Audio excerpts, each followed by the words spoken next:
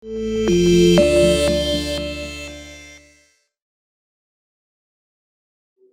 Ibu Melasari, Shalom. Terima kasih buat kesediaannya untuk pada sore hari ini boleh membagikan berkat pengalaman kehidupan bersama dengan Tuhan.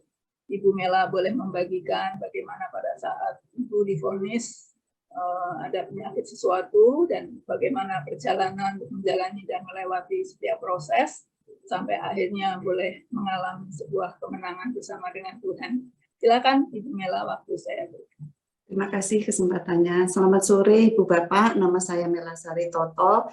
Tanggal 5 September kemarin Ibu Lani menghubungi saya supaya meminta kesediaan saya untuk dapat bersaksi mengenai sakit yang saya alami, prosesnya dan kondisi saya pada saat ini. Jadi tepatnya bulan Maret tahun 2021, kira-kira 1,5 tahun yang lalu, dokter menvonis saya menderita CA payudara. Semua itu diawali sebenarnya beberapa waktu yang lalu. Sebelum vonis itu saya merasa ada sedikit otot, perasaan nggak nyaman di payudara kiri. Tapi saya nggak yakin itu benjolan atau itu otot, karena tidak merasa nyeri dan tidak merasa sakit. Atas dorongan suami dan anak-anak, akhirnya saya memeriksakan diri ditemani oleh suami, itu pada tanggal 8 Maret tahun 2021 di sebuah rumah sakit swasta di daerah Kebonjeruk, Jakarta Barat, karena memang pada saat itu saya sedang 1 bulan tinggal di Jakarta menemani anak saya. Nah, dokter Sandra yang melakukan pemeriksaan fisik mengatakan, Ibu ini bukan otot tapi betul ini benjolan, itu sebabnya saya segera diminta untuk melakukan USG hari itu juga dan hasilnya ditunggu oleh dokter. Nah, dokter Patricia yang USG saya juga menyatakan hal yang sama, Ibu ini ada benjolan sekitar 2 cm, memang masih kecil tapi tolong ditindaklanjuti. Berkali-kali dia mengatakan tolong jangan diabaikan dan segera ditindaklanjuti. Nah, kemudian saya kembali ke dokter penyakit dalam, dokter Sandra, dan dokter Sandra membacakan hasilnya. Hasil USG itu ada yang disebut dengan BIRATS. BIRATS itu antara 0 sampai 6. BIRATS ini bukan stadium ya, tapi ini BIRATS. Nah, BIRATS 0 tentu saja nggak ada apa-apanya, tetapi kalau BIRATS 6 itu berarti ganas. Nah, saya hasilnya adalah BIRATS 4. BIRATS 4 itu dicurigai ganas. Itu sebabnya dokter merujuk saya ke dokter onkologi dan saya mendapatkan jadwal dokter onkologi di Rumah Sakit MRCCC Semanggi, Jakarta itu hari Jumatnya. Jadi hari Senin periksa, hari Jumat ke dokter onkologi. Ketika saya ketemu dengan dokter onkologi, dokter juga melakukan kembali pemeriksaan fisik, jadi dengan di USG lagi, dokter juga mengatakan ini ada benjolan sekitar 2 cm di payudara kiri. Dan dia mengatakan begini, sebenarnya kalau melihat hasil USG, itu kamu very early, sangat-sangat awal, dokter mengatakan seperti itu. Tapi dokter bilang lagi, tapi dokter kan harus ngomong fakta. Ini kan cuma hasil USG. Kalau fakta kan harus lihat, dibedah. Dan kalau dibedah, bisa ada kejadian USG-nya 3 cm, ternyata kenyataannya bisa 6-7 cm. Dan waktu itu dokter juga mengatakan kepada saya, kalau hasil dibedah, ternyata benjolan kamu itu sudah menempel ke jaringan, kamu nggak bisa dikatakan stadium sangat awal, kamu nggak bisa dikatakan stadium 1A, tapi kamu bisa jadi stadium 3. Apalagi kalau kelenjar getah beningnya kena, yang di ketiak itu kena. Maka langkah pertama seandainya seperti itu akan dilakukan mastektomi. Mastektomi itu artinya pengangkatan seluruh payudara sebelah kiri. Tetapi kalau diketemukan stadiumnya very early, maka bisa jadi hanya dilakukan lumpektomi. Lumpektomi itu benjolannya diambil dan juga jaringan di sebelahnya. Begitu keluar dari ruang diagnosa dokter, aduh rasanya dada saya sangat sesak, itu benar-benar rasa sakit sampai nggak bisa napas. Itu di rumah sakit, jadi karena di rumah sakit masih tahan air mata, walaupun mata itu rasanya sangat panas. Antara takut, gelisah, sedih, campur aduk perasaan saya pada waktu itu. Dan anak-anak setelah lewat masa itu sempat mengatakan, aduh mami, pada saat itu kalau melihat mami pandangan mata mami, setiap tarikan nafas mami, bahasa tubuh mami itu menyiratkan kesedihan yang sangat dalam. Dan yang saya rasa bukan cuma sedih, tapi gelisah, takut, khawatir, campur aduk, pokoknya kayak roller coaster, naik turun kayak jet coaster, nggak karu-karuan perasaan dalam diri saya. Nah, pada saat itu suami saya Yusak mengatakan begini, jangan khawatir ya, nggak apa-apa ya, kita akan melewatinya bersama-sama. Dan saya tahu waktu Yusak mengatakan bersama-sama, itu bukan hanya karena dukungan suami, karena ada suami, ada anak-anak, ada calon besan, calon menantu, karena sebulan dari Maret itu, bulan April anak saya merencanakan pemberkatan pernikahan dan pernikahan mereka. Bukan hanya dukungan dari teman-teman atau komunitas orang percaya, Cik Lani juga sempat mendoakan saya pada waktu itu, tapi lebih dari itu nggak sendirian, berjalan bersama-sama karena ada Allah yang memperkenalkan dirinya, namanya adalah Immanuel, dia tidak akan meninggalkan saya. Saya percaya kasihnya tidak bisa dipisahkan dari apapun keadaan saya. Whatever happen, kasih Allah itu tetap ada, tetap tinggal di dalam kehidupan saya. Sebenarnya kalau mau ngomong jujur, bicara tentang kasih Allah, saya tidak terlalu mengerti bagaimana cara Tuhan mengekspresikan kasihnya. Maksudnya begini, kalau Tuhan mengasihi kok sakit. Kalau Tuhan mengasihi, loh kok sakitnya parah, divonis kanker payudara. Dan tapi pada saat itu saya percaya begini, dalam kasihnya Tuhan tidak pernah berlaku jahat, Tuhan tidak pernah merancangkan yang buruk, Tuhan tidak pernah merancangkan yang tidak baik. Rancangan Tuhan adalah rancangan yang membawa damai sejahtera dan hari depan yang penuh pengharapan. Nah, ibu-ibu, bapak-bapak juga ada masa itu berita tentang saya sakit, akan dioperasi dan lain sebagainya itu mulai menyebar, sehingga ada beberapa teman yang mulai SMS, ada yang telepon dan lain sebagainya. Nah, beberapa pertanyaan mereka itu seperti ini, Cici marah nggak sama Tuhan? Cici kecewa nggak sama Tuhan? Bu, ibu tanya nggak sama Tuhan, kenapa ibu kok bisa sakit seperti itu? Bahkan ada yang mengatakan, ibu dosa apa sama Tuhan? Ibu ada menyimpan kepahitan atau enggak sama Tuhan, sama orang lain? Nah, pada waktu itu saya mengatakan seperti ini. Yang pertama, saya katakan bahwa saya bukan pribadi yang sempurna, saya bukan istri, ibu, perempuan, bahkan hamba Tuhan yang sempurna. Bila Tuhan mendapati ada kehidupan saya mendukakan hati Tuhan, maka yang pertama yang saya harus lakukan adalah bertobat. Dan saya melakukan eksamen pribadi, saya minta Roh Kudus memeriksa hati saya, jiwa saya, perasaan saya. Kalau saya menyimpan sesuatu yang tidak berkenan di hadapan Tuhan, saya bertobat, saya minta ampun. Dan bertobat sebenarnya itu kan bukan hanya karena divonis sakit harus bertobat. Pertobatan harus kita lakukan setiap hari. Bukan bertobat terima Yesusnya ya, tapi bertobat dari perasaan yang salah, mungkin sikap hati yang keliru atau keputusan-keputusan yang tidak tepat itu harus dilakukan setiap hari. Tetapi yang kedua yang saya katakan kepada teman-teman adalah begini, tetapi kalau ini ujian dari Tuhan, kalau Tuhan menguji saya berdoa, saya minta Tuhan memberikan kemampuan supaya saya dapat melewatinya dengan kemenangan. Nah, Ibu Bapak yang dikasihi oleh Tuhan, saya tahu pada saat itu ada battle, ada pertempuran di dalam diri saya. Dan pertempuran yang paling hebat bukan di meja operasi, tapi pertempuran yang paling hebat itu di mind, di pikiran saya. Antara tiap hari saya memikirkan diagnosa dokter, vonis dokter, realita hidup, fakta kehidupan, dan itu yang menggelisahkan hati saya, ataukah saya memikirkan janji Tuhan, saya memikirkan kebenaran, saya memikirkan keberadaan Tuhan, Tuhan yang berjanji oleh bilur Yesus semua sakit kita sudah disembuhkan. Dia yang menanggung semua kelemahan kita dan menanggung sakit penyakit kita sampai di kayu salib. Itu pikiran battle-nya, itu pertempurannya itu ada di pikiran saya. Dan pada waktu itu saya belajar untuk mempercayai, memikirkan janji Tuhan. Kenapa? Karena realita hidup tidak bisa mengubah janji Tuhan. Vonis dokter tidak bisa merubah kebenaran. Hanya kebenaranlah yang bisa merubah janji, yang bisa merubah kenyataan hidup. Hanya janji Allah lah yang bisa merubah vonis dokter. Nah, Ibu Bapak yang dikasihi oleh Tuhan, menunggu operasi karena dokter menjadwalkan saya operasi pada minggu berikutnya, itu perasaan pasti nggak enak ya, campur aduk dan lain sebagainya. Saya selalu kepingin ada orang yang bisa bersama-sama dengan saya, khususnya suami, karena kami berdua kami di Bandung hanya tinggal berdua saja, saya dengan suami. Pengennya suami terus ada, bisa menguatkan setiap saat, tapi ternyata kan nggak bisa, walaupun di tengah-tengah situasi pandemi suami saya harus ngantor, harus tetap melakukan pelayanan 9 to 5 lah, siang-siang saya juga harus sendirian di rumah. Nah, pada saat itulah saya menyadari bahwa hal yang paling penting adalah saya membangun keintiman relasi kasih yang semakin dekat, yang semakin intens dengan Tuhan.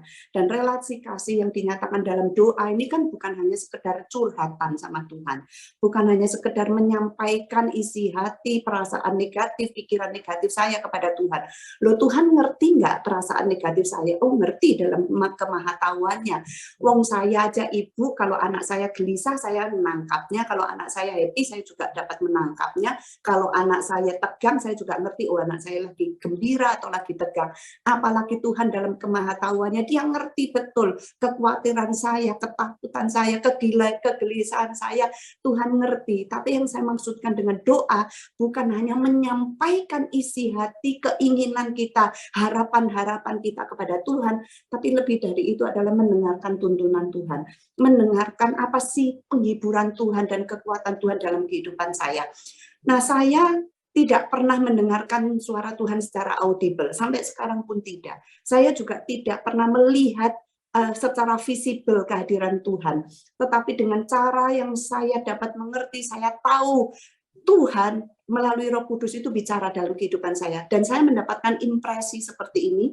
Saya buka catatan saya karena masa-masa itu setiap hari saya melakukan pencatatan, membuat diary untuk melihat perjalanan saya khususnya bersama-sama dengan Tuhan. Dan saya mencatat seperti ini.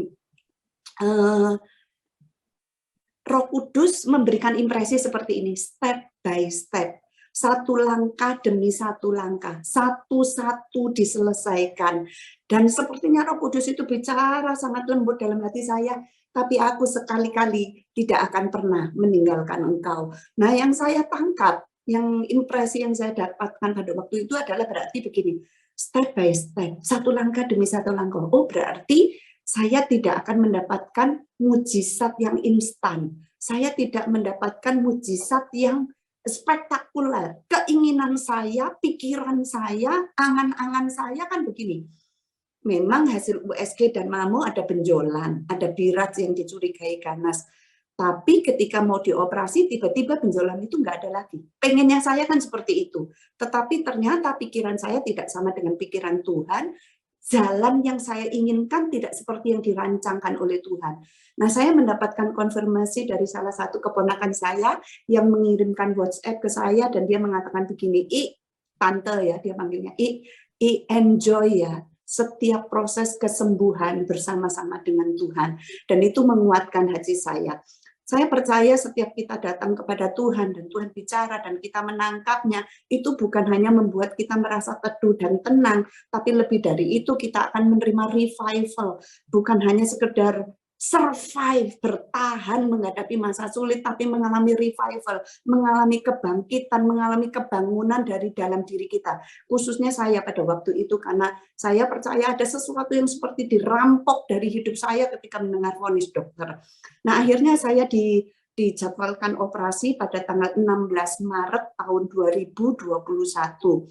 Dan operasi berlangsung sekitar 2 jam. Pada waktu itu yang boleh nunggu hanya 1 orang, yaitu suami, karena masa pandemi, dan dokter mengatakan jangan meninggalkan ruangan ini karena dokter akan keluar masuk. Kalau dilakukan mastektomi atau pengangkatan seluruh payudara, dokter juga akan minta izin, artinya keluar mendapatkan kuasa dari wali atau dari Pak Yusa pada waktu itu. Nah, operasi sekitar 2 jam, dan setelah saya sadar dari operasi, dokter melakukan visit, dokter mengatakan begini, dan saya bersyukur untuk itu. Dokter berkata bahwa kondisi klinismu bagus, sangat bagus, dia bilang gitu, dan bersyukur tidak nempel ke jaringan, jadi diangkat gitu aja udah prul gitu katanya, istilahnya dokter seperti itu. Dan benjolannya bahkan tidak sampai 2 cm, tidak seperti yang dikhawatirkan, bahkan tidak sampai 1,5 cm, hanya 1,4 cm. Tetapi dokter berkata pada waktu itu, tunggu hasil patologi. Hasil patologi sekitar 8 atau 9 hari dari operasi. Nah, hasil patologi itulah yang menentukan jenis kansernya. Karena jenis kanser juga macam-macam puluhan dan akan menentukan treatmentnya. Treatmentnya itu bisa ada yang di kemo, ada yang hanya di radiasi, ada yang di kemo dan radiasi, ada yang di kemo, radiasi dan disuntik, ada yang minum obat dan lain sebagainya. Nah, sementara nunggu itu juga deg-degan karena seperti nunggu vonis yang kedua. Tapi saya ingat janji Tuhan, step by step, satu langkah demi satu langkah akan dilewati bersama dengan Tuhan, dan Tuhan sama sekali tidak meninggalkan, dan Tuhan akan ada di sana melewati semuanya. Dan ayat yang saya pegang pada saat itu masa-masa menunggu yang sangat menggelisahkan adalah apa yang dituliskan oleh Raja Daud dalam Mazmur 56 ayat 4. Saya bacakan, Mazmur 56 ayat 4, Waktu aku takut, kata Daud, aku ini percaya kepadamu. Jadi tokoh sekali berdaud pun bisa takut, bisa cemas. Seandainya hari ini Bapak dan Ibu juga mengalami rasa takut, cemas, gelisah, khawatir, itu manusiawi, itu normal. Daud aja mengatakan, Daud confess, aku ini takut. Tapi Daud tidak sekedar hanya confess, Daud tidak sekedar hanya buat pengakuan, Daud memberikan solusi. Ketakutan tidak boleh dipegang, ketakutan tidak boleh dipertahankan, karena ketakutan bisa melumpuhkan, mengintimidasi, dan menghancurkan kehidupan kita dari dalam. Tetapi Daud memberikan solusi. Solusinya apa? Daud bilang, waktu aku takut, ya memang aku takut, kata Daud. Tetapi aku ini percaya kepadamu. Dan saya belajar meneladani dari apa yang dilakukan oleh Daud. Saat saya dalam kegelisahan, saya mau percaya kepadamu ya Tuhan, menguatkan kepercayaan kepada Tuhan, percaya kepada kasih Tuhan, percaya kepada kuasa Tuhan, percaya kepada kesetiaan Tuhan. Saya perkatakan kepada diri saya perkatakan dalam doa-doa saya, dalam kasih-Mu aku percaya Tuhan, Engkau tidak akan pernah meninggalkan aku. Dalam kasih-Mu Engkau mau untuk menolong aku. Dalam kuasa-Mu aku percaya mujizat masih terjadi, mujizat masih ada. Engkau sanggup untuk melakukan apa saja yang manusia tidak bisa lakukan. Dalam kuasa-Mu Engkau bisa, Engkau berkuasa untuk menolong saya. Dalam kesetiaan-Mu aku percaya Engkau mendampingi setiap saat dalam kehidupan saya. Dan akhirnya itu meneduhkan hati saya, dan bukan hanya meneduhkan hati saya, itu tadi membawa revival dalam kehidupan saya.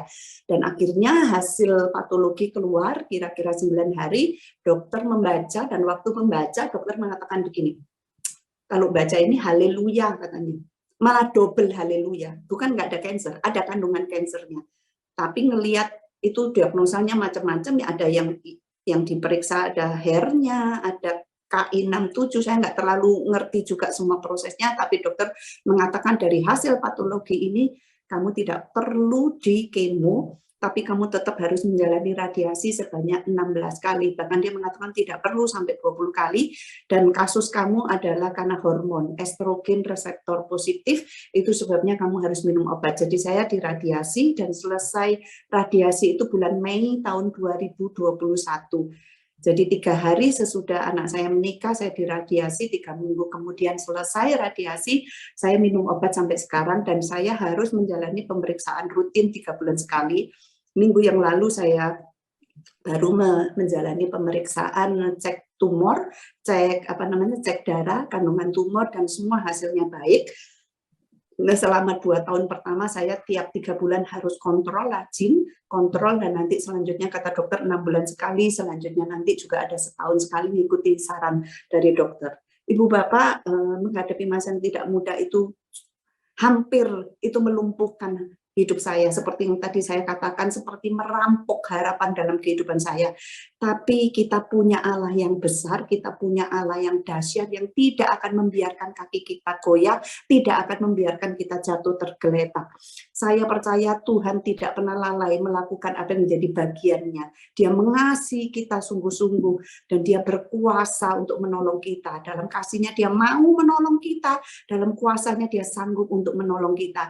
Tapi tetap ada juga bagian yang harus kita lakukan Bapak Ibu. Dan saya melakukannya, minta kekuatan dari Tuhan untuk melakukannya sampai dengan hari ini dan masa-masa yang akan datang. Yang pertama yang harus kita lakukan adalah satu, membangun relasi kasih yang semakin intim, semakin dekat dengan Tuhan. Itu yang tidak boleh kita lewatkan dalam kehidupan kita semua. Kehadiran Tuhan itu yang jauh lebih dari segala-galanya. Sempat timbul dalam hati dan pikiran saya, sakit tapi ada Tuhan yang dampingi, atau nggak ada masalah apapun, tapi Tuhan absen dari hidup kita. Mau pilih yang mana?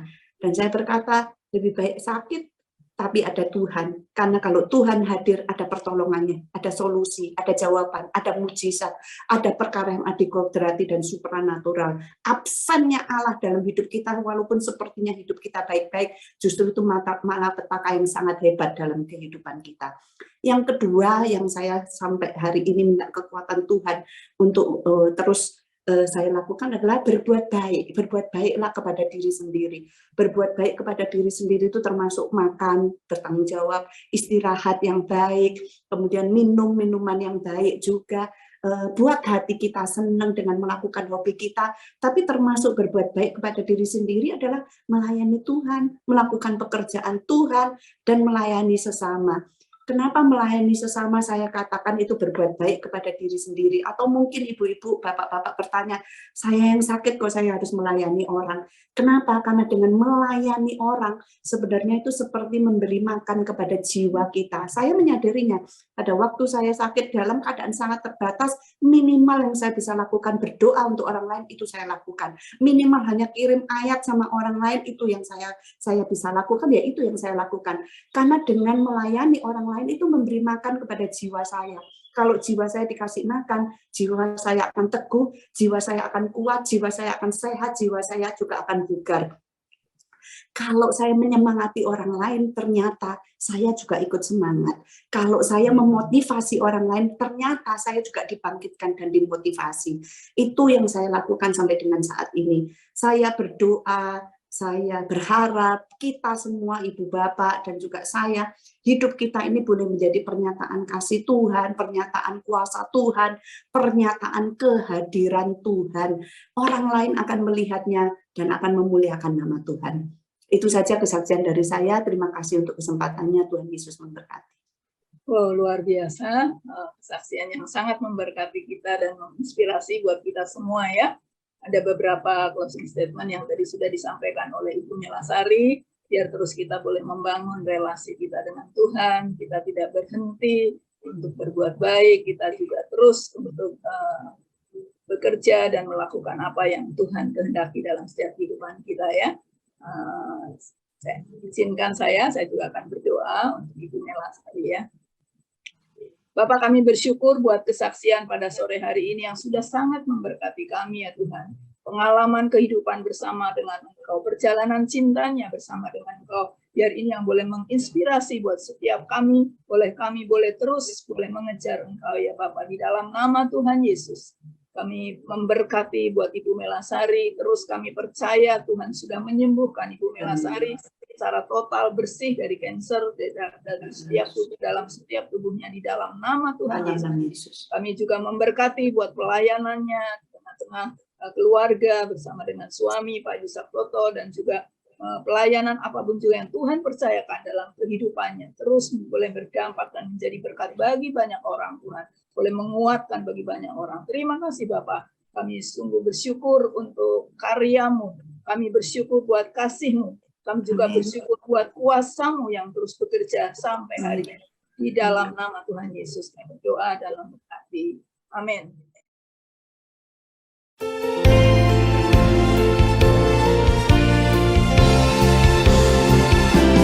Percaya Kau Tuhan sanggup, ku percaya Kau Tuhan mampu lakukan segala perkara dalam hidupku. Ku percaya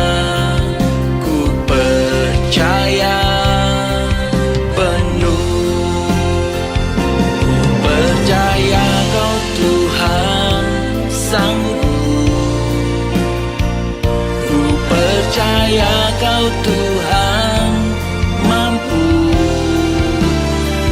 lakukan segala